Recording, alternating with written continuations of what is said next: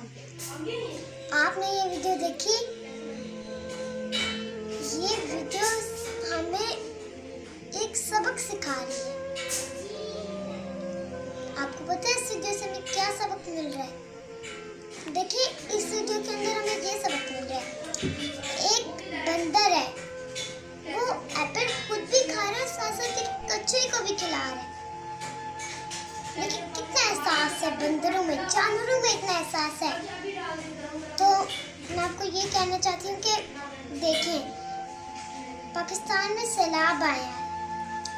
इस सैलाब के अंदर जो जो लोग मर गए हैं, जिनकी चीज़ें डूब गई हैं, हमें उनकी मदद करनी चाहिए कि नहीं? ये मैं आपको ये कहना चाहती हूँ कि जिन लोगों की इस तरह चीज़ें डूब गई हैं, हमें उनकी मदद करनी चाहिए। ये जानवर होके एक दूसरे की हेल्प कर रहे तो हम इंसान नहीं कर सकते? कर सकते हैं बिल्कुल। तो हमें इनकी मदद करनी है। इंशाअल्लाह। मुझे यकीन है कि आप लोग मेरी बातों को समझे होंगे इंशाअल्लाह। इंशाअल्लाह।